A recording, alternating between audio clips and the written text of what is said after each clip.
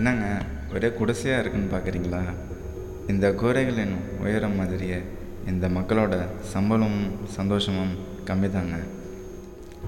இந்த கூரையில் தாங்க எனக்கும் ஒரு சொந்த கூரை இருக்குது.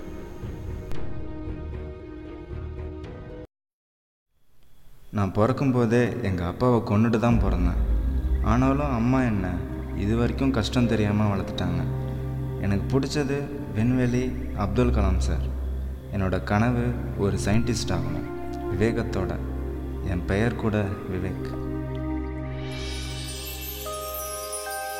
இன்னும் சொல்லப்போனால் எனக்கு பொழுது போகிறது முழுக்க கலாம் சார் புக் படிக்கிறது தான். அது இங்கிலீஷோ தமிழோ ஆனால் படிப்பேன்.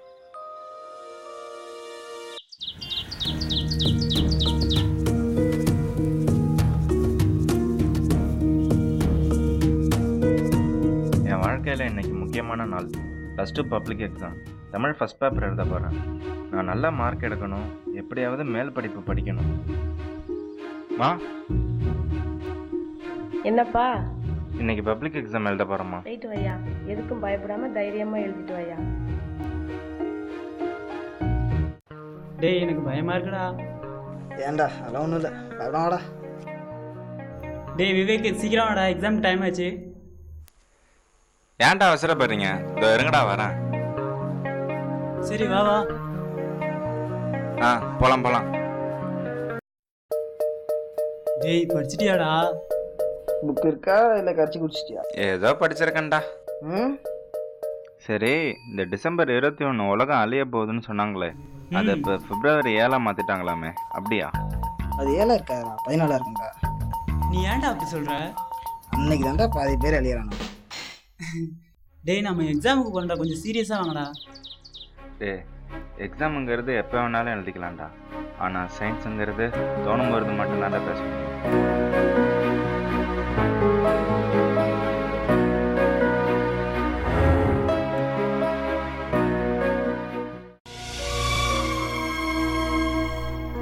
நேற்று தாங்க எக்ஸாமுக்கு போன மாதிரி இருக்குது. முடிஞ்சிடுச்சுல, எல்லாமே முடிஞ்சிடுச்சா?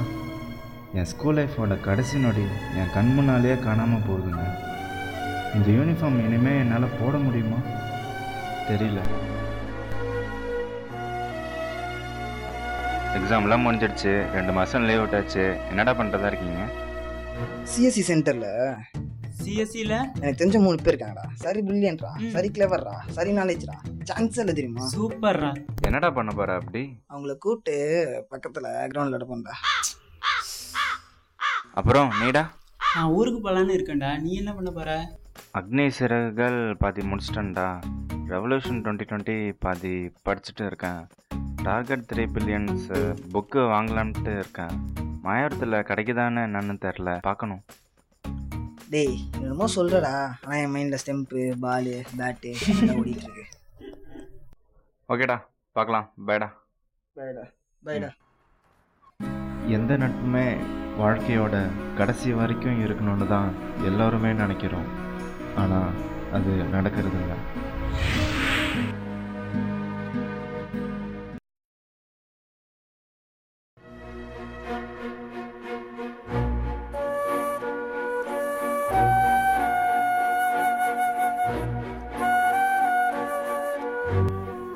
எனக்கு பிடிச்ச மாதிரியே இந்த நாளெல்லாம் புத்தகங்களோட என்னை புதைச்சிக்கிட்டேன். இதை விட சந்தோஷம் நான் நல்ல மார்க் எடுத்துட்டேன். அதை விட பெரிய வருத்தம் என் அம்மாவுக்கு உடம்பு முடியல. என்னையா மேல் படிப்பு படிக்கணும்னு சொன்னியே, காசு எவ்வளோவையா செலவாகும்? நம்ம அப்பா எப்படிம்மா இறந்தாரு? உங்கள் அப்பா வேற பெரிய குடிகாருப்பா. அவருக்கு இல்லாத பழக்கமே இல்லை. அதோட அவர் வேலை பார்த்த இடம் ஒரு வால்பட்றையா. அதனால அவருக்கு மூச்சு குழாயில் புத்துநோய் வந்துருச்சு. நம்மகிட்ட வேற காசு பணம் இல்லையா, அதனால அவரை காப்பாற்ற முடியல. நம்மகிட்ட வேற காசு பணம் இல்லையா, அதனால அவரை காப்பாற்ற முடியல.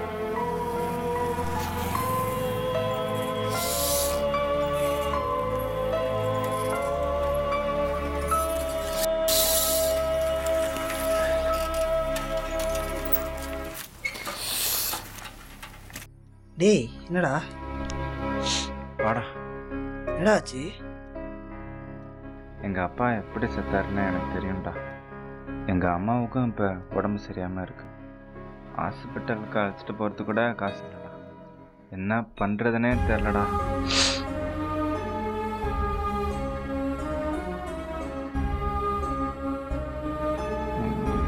டேய் ஒரு 10 நிமிஷம் வெயிட் பண்ணுறா, வெளில போயிட்டு வரேன்.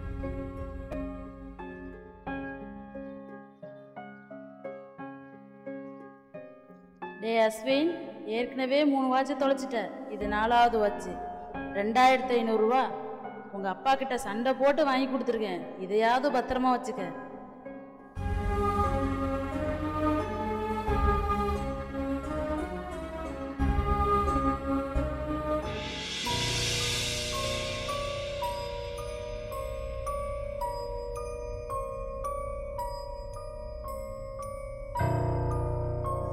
டேய் இந்தா வாங்கிக்கடா. எதுக்கு? அம்மாவை டாக்டர்கிட்ட கூப்பிட்டுருப்படா. பணம்லாம் வேண்டாம்டா, உன் நட்பு தான்டா எனக்கு வேணும். வேலைக்கு போகிறேன்டா. எங்கள் அப்பா போன வேலைக்கே நான் போகிறேன்டா. டேய் சொல்கிறத கேளுடா. ச்சே.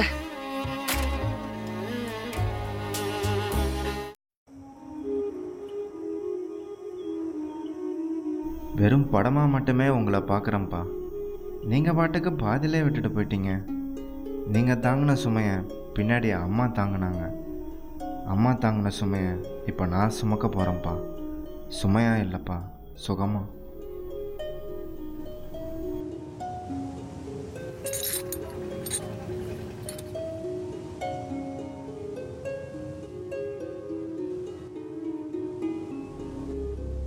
தம்பி அதை எதுக்குப்பா எடுக்கிற? அது அப்பா பையில. அது நான் வேலைக்கு போகிறேம்மா. படிக்கணும்னு ஆசைப்பட்டியா? இல்லைம்மா, உங்கள் உடம்பு தாம்மா இப்போ எனக்கு முக்கியம். இப்போ வேலைக்கு போயிட்டு அப்புறமா படிச்சுக்கிறேம்மா. சரியா, பத்திரமா போயிட்டு ஐயா. அம்மா நான் போயிட்டு வரேம்மா. சரியா. ம்.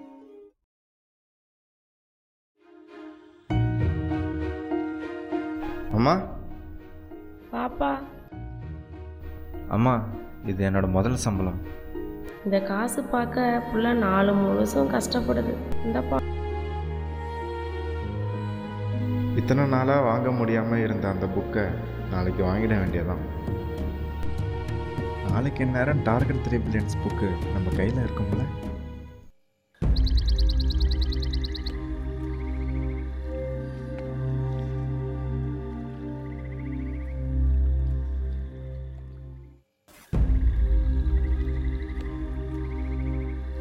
நீங்கள் தான் கனவு காணுங்கன்னு சொன்னீங்க. நானும் கனவு கண்டேன்யா, ஒரு விஞ்ஞானியா. ஆனால் என் தோளில் இருக்கிற சுமையோட என் கனவு இப்போ சேர்ந்துக்குச்சு. நான் ஒரு விஞ்ஞானி அப்படிங்கிற விதையை புதைச்சிட்டு தான் நினைக்காதீங்க, விதைச்சிருக்கேன். அது கண்டிப்பாக ஒரு நாள் மரமாக மாறும்.